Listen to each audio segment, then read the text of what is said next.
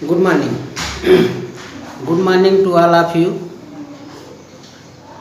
उम्मीद है कि सारे लोग अच्छे होंगे, स्वस्थ होंगे और साथ साथ सरकार द्वारा बनाए गए लॉकडाउन के नियमों का पूर्णतः पालन भी कर रहे होंगे, क्योंकि यही हमारे हित में, समाज हित में और देश हित में।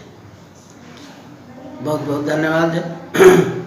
लास्ट की क्लास में जो पाठ चल रहा था इलास्टिसिटी, प्रत्यास्थता, उसको हमने बताया था लास्ट आर्टिकल उस दिन और पाठ को ख़त्म किया। इलास्टिसिटी जो लेसन है आपका प्रत्यास्था, वो पूरी तरीके से पाठ हमने पढ़ा दिया है। अब फिजिक्स में जैसे ही कोई पाठ ख़त्म हो जाता है, ये आप भी आगे याद रखेंगे, तो फिर उसके बाद आपका होमवर्क शुरू हो जाता है। हमारे पढ़ाने के बाद आप होमवर्क करते हो अपने तरीके से। होमवर्क में करना ये होता है कि जो 60 टाइप क्वेश्चन होते हैं एक एक अंक वाले, वो क्वेश्चन आपको अपनी बुक से लिखने होते हैं। उन क्वेश्चनों को आपको अपनी बुक से लिखना है। लेकिन यहाँ पर हम उदाहरण के तौर पर 1-2 लेसन्स में आपको 60 क्वेश्चन भेजेंगे। जो नोट्स आएगा उसमें हम 60 क्वेश्चन आज भेजेंगे और इसके बाद फिर आपको न्यूमेरिकल्स भी लगाने होते हैं।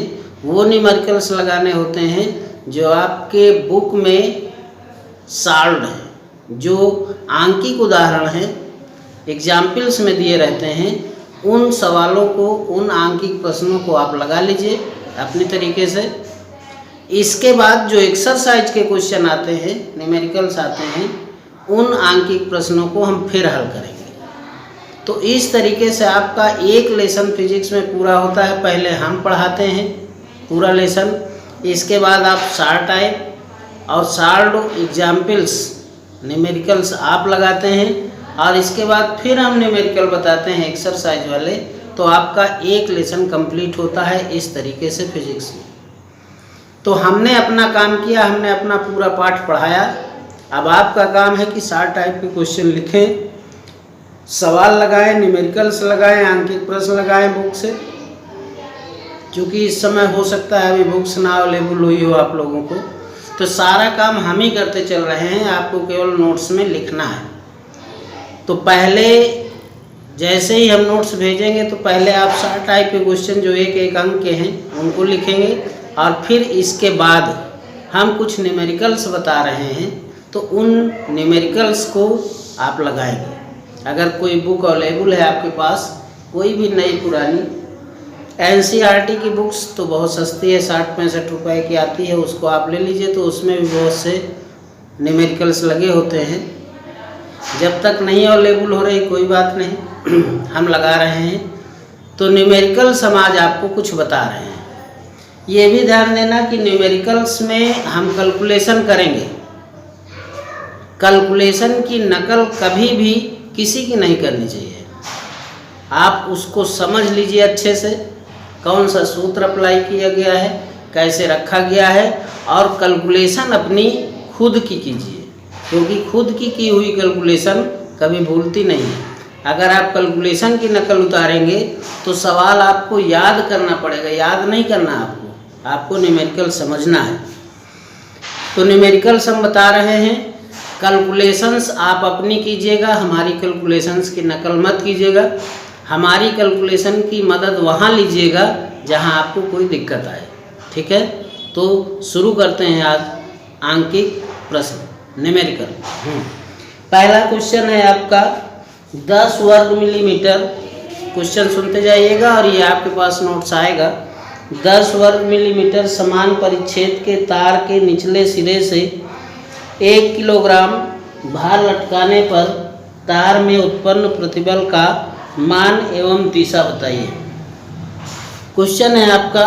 क्वेश्चन में दिया हुआ है, आप लिखेंगे प्रश्नानुसार। प्रश्नानुसार जब भी कोई न्यूमेरिकल आपके सामने आता है तो सबसे पहले आप बायोडाटा बनाइए उसका, कि उस क्वेश्चन में क्या क्या दिया है और क्या हमको कैलकुलेट करना है। पहली चीज़ तो ये कीजिए, कभी आपके आंकिक प्रश्न गलत नहीं होंगे। पहले आप उनमें क्या क्या दिया है और क्या निकालना है यूनिट के साथ लिखिए। यूनिट सबसे महत्वपूर्ण है, हमने शुरू में भी बताया है, फिजिक्स की पूरी जान छिपी होती है यूनिट और डायमेंशंस में। आपसे कहा जाए या ना कहा जाए, हमने पहले भी बताया है, आपको यूनिट्स अपने उत्तर के सपोर्ट में लिखनी ही लिखनी है। तो जब आप बायोडाटा लिखें, आंकिक वैल्यू लिखें, तो यूनिट लिखना ना भूलें। जैसे प्रश्नानुसार अनुप्रस्थ परिच्छेद क्षेत्रफल ए दिया है 10 वर्ग मिलीमीटर स्क्वायर, तो यूनिट के साथ आप लिखें। और इसके बाद दिया हुआ है 1 किलोग्राम भार लटकाने पर W इक्वल टू 1 किलोग्राम भार, 1 किलोग्राम भार।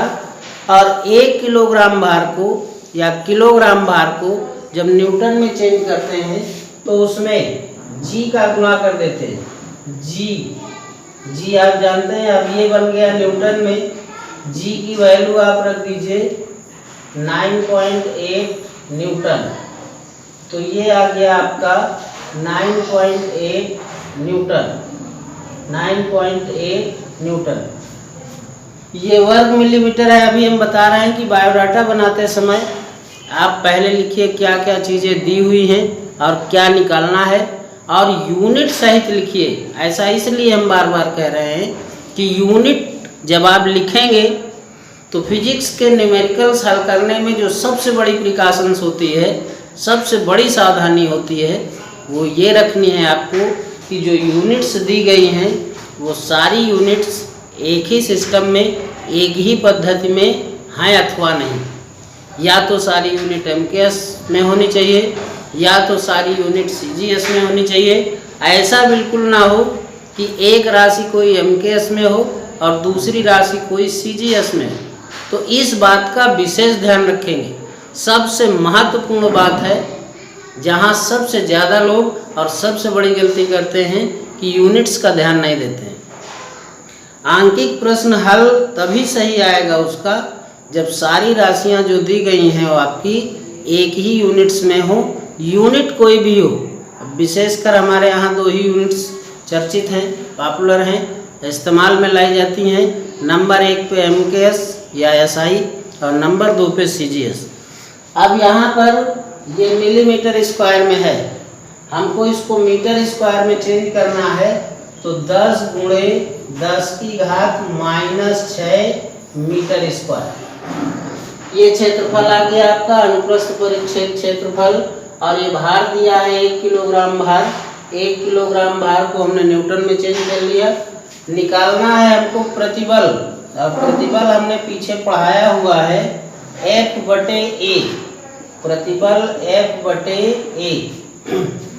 देखिए भार वेट W बराबर mg, गुरुत्वीय बल को ही भार कहा जाता है, गुरुत्वीय बल को ही भार कहते हैं। तो यहाँ जैसे बल है आपका F, तो भार भी आपका गुरुत्वीय बल है। तो यहाँ अगर आप W लिख दें तो कुछ भी गलत या अंतर नहीं आएगा, क्योंकि भार की डिफिनीशन सी होती है, गुरुत्वीय बल को भार कहा जाता W/A। और W आपका आया हुआ है 9.8/A है 10 गुणे 10 की घात -6 इक्वल टू 9.8। और इसको सरल करेंगे तो एक घात इसमें जुड़ जाएगी, -6 + 1 हो जाएगा -5, 10 की घात -5। और इसको आप ऊपर ले जाइए तो 9.8 10 की घात 5। और ये हुआ न्यूटन/मीटर स्क्वायर, न्यूटन/मीटर स्क्वायर। ये आपका प्रतिबल आ गया। ध्यान दीजिए, मोस्टली लड़के यहाँ तक तो निकाल के आ जाते हैं, 9.8 गुणे 10 की घात 5 ऐसे लिख देते हैं। उत्तर आया 9.8 गुणे 10 की घात 5, इतना लिखा और बढ़िया से लिख देते हैं NS, आंसर आ गया। ये सर्वथा गलत है। इस तरीके से एग्जामिनर्स या चेक करने वाला आपके आधे नंबर काट सकता है। हो सकता है उसकी नाराज़गी यहाँ तक बढ़ जाए कि आपको कोई नंबर ही ना दे। इसलिए यहाँ ANS आप लिखना भूल जाए कोई बात नहीं, इसका कोई महत्व नहीं कि आपने लिखा है उत्तर की नहीं, वो समझ में आता है कि यहाँ तक इसका सलूशन हो गया है तो वो समझ जाएगा। यूनिट आपको लिखनी जरूरी है, न्यूटन बटे मीटर स्क्वायर। न्यूटन बटे मीटर स्क्वायर का महत्व है, ना कि आपके ANS आंसर का महत्व है। आपने सजा के लिख दिया आंसर, उससे कोई लेना देना नहीं है। यूनिट आपकी महत्वपूर्ण है, तो जब भी आप न्यूमेरिकल फिजिक्स के लगाएं तो आंसर में या जहां कहीं भी इस्तेमाल कर रहे हैं यूनिट पे विशेष फोकस करें, ये ध्यान रखने की बात है। तो ये पहला क्वेश्चन आया, इतना अनुप्रस्थ परिच्छेद क्षेत्रफल था, इतना भार लटकाया गया था, पूछ रहे थे बताइए प्रतिबल क्या होगा और साथ में इसकी दिशा क्या होगी। क्योंकि भार नीचे की ओर लटकता है, भार कहाँ होता है, नीचे की ओर W, इसलिए प्रतिबल की दिशा जस्ट अपोजिट इसके ऊपर की ओर होगी। तो प्रतिबल का मान तो ये आ गया और दिशा क्या होगी इसकी, ऊपर की ओर। तो ये आपका पहला न्यूमेरिकल था। इसी तरीके और न्यूमेरिकल आते जाएंगे। दूसरा न्यूमेरिकल आप सुनिए, ये आपके नोट्स में आएंगे। तो ये कैलकुलेशन जो हमने की है, इस कैलकुलेशन की आप नकल मत कीजिए। आपको ज़रूरत है कहाँ तक की, यहाँ तक आपने कर लिया, ठीक है। और जब आप प्रतिबल निकालने यहाँ जाएंगे तो यहाँ कैलकुलेशंस जो ये है हमने जो आपको दिखाई है, ज़रूरी नहीं कि आप इसकी कॉपी करें, आप अपने तरीके से करिए और आपका रिजल्ट ये आना चाहिए। रिजल्ट टैली कर लीजिए, रिजल्ट गलत ना हो। कैलकुलेशन आपकी जैसी अपनी है वो ज़्यादा अच्छी है। जहाँ कहीं समझ में नहीं आता तब आप देख लीजिए हमारी कैलकुलेशन से कि आप कहाँ गलत हो रहे हो। अगर ऐसा होता है तो देखो। तांबे, दूसरा न्यूमेरिकल है, तांबे के तार के लिए यंग प्रत्यास्थता गुणांक की वैल्यू 1.25 10⁻11 न्यूटन बटे मीटर स्क्वायर है। इस पदार्थ से बने किसी तार का व्यास 1 मिलीमीटर है। तार की लंबाई में 0.1% की वृद्धि करने के लिए उस पर कितना भार लटकाना चाहिए, उस पर कितना भार लटकाना चाहिए। देखिए न्यूमेरिकल्स, देखिए समझिए, फिर कह रहे हैं कैलकुलेशंस अपनी कीजिएगा। जहाँ तक हो रहा है हम बता रहे हैं। न्यूमेरिकल है, तांबे के तार के लिए यंग प्रत्यास्थता गुणांक, यंग प्रत्यास्थता गुणांक होता है y। ये वैल्यू है 1.25 गुणे 10⁻11 न्यूटन बटे मीटर स्क्वायर, न्यूटन बटे मीटर स्क्वायर। इस पदार्थ से बने किसी तार का व्यास, व्यास का मतलब त्रिज्या का दुगना, त्रिज्या के दोगुने को कहा जाता है व्यास। 2r है 1 मिलीमीटर, 1 मिलीमीटर को पहले चेंज कीजिए, 1.010⁻³ मीटर। और यहाँ से इसकी त्रिज्या निकाल लीजिए, r बराबर हो जाएगा 1.010⁻³ मीटर। तो ये आ गया 0.5 गुणे 10⁻³ मीटर, ये आ गई त्रिज्या। यहीं से अनुप्रस्थ परिच्छेद क्षेत्रफल निकाल लीजिए, A बराबर होता है πr²। अनुप्रस्थ परिच्छेद क्षेत्रफल A बराबर πr²। पाई की वैल्यू रख दीजिए 3.14, r की वैल्यू रखिए 0.5 10⁻² का स्क्वायर, 10⁻³ का स्क्वायर। और अब ये क्षेत्रफल है तो हो गया मीटर स्क्वायर। और साथ में क्वेश्चन में दिया गया है किसी तार का व्यास ये तार की लंबाई में 0.1% की वृद्धि करने पर, तार की लंबाई में वृद्धि डेल्टा L है, L का 0.1% प्रारंभिक लंबाई है L प्रारंभिक लंबाई है। और जो वृद्धि की गई है तो प्रारंभिक लंबाई का 0.1% है, इसका मतलब 0.1 बटे 100 L। यहाँ से डेल्टा L बटे L 0.1 बटे 100 यह विकृति है। डेल्टा L बटे L पीछे पढ़ चुके हैं। कितना भार लटकाना चाहिए? Y बराबर होता है प्रतिबल बटे विकृति, प्रतिबल बटे विकृति। प्रतिबल को आप लिख दीजिए W बटे A और विकृति को लिख दिया डेल्टा L बटे L। Y गुणे डेल्टा L बटे L बराबर W बटे A। W equal to Y गुणे A गुणे डेल्टा L बटे L। यहाँ से आप वैल्यू निकाल लीजिए। Y का मान रख के W कैलकुलेट करना है। Y दिया है, A दिया है और डेल्टा L बटे L दिया है। और कैलकुलेशन हम आपके लिए छोड़े दे रहे हैं, खुद कीजिएगा। अगर कोई दिक्कत हो तो बताइएगा। आंसर हम यहाँ जरूर लिखे दे रहे हैं। जो W आएगा वो 10 kg भार आएगा। 10 kg किलोग्राम भार लिख लीजिए, 10 किलोग्राम भार। तो ये कैलकुलेशन खुद कीजिएगा, ये सारे मान रख के खुद कैलकुलेट कीजिएगा। अगर कोई दिक्कत आती है, अगर खुद आ जाता है तो आत्मविश्वास बढ़ेगा, और कोई दिक्कत आती है तो फिर हम आपको बताएंगे। न्यूमेरिकल्स का धीरे धीरे प्रयास कीजिए, क्योंकि हाई स्कूल में जो न्यूमेरिकल्स बताए गए हैं वो बहुत छोटे स्तर के न्यूमेरिकल होते हैं।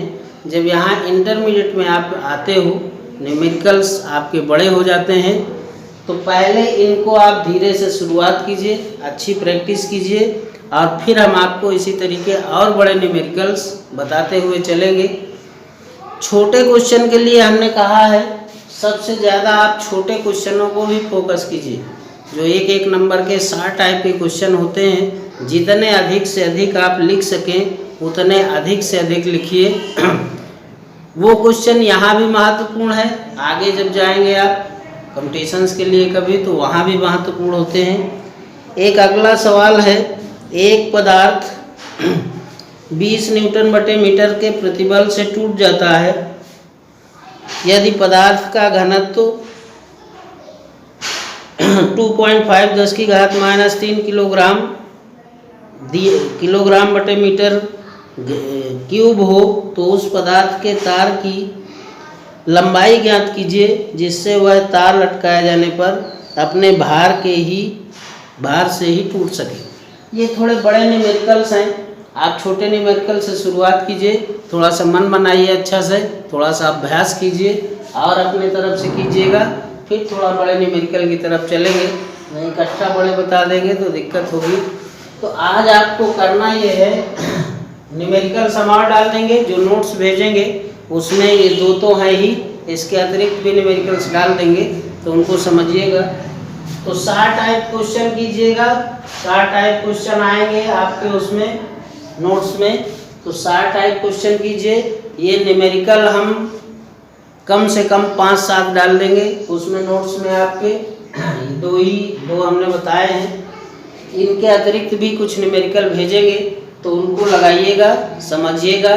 कोई दिक्कत आती है तो फिर हम उनको भी यहाँ हल कर देंगे। धन्यवाद।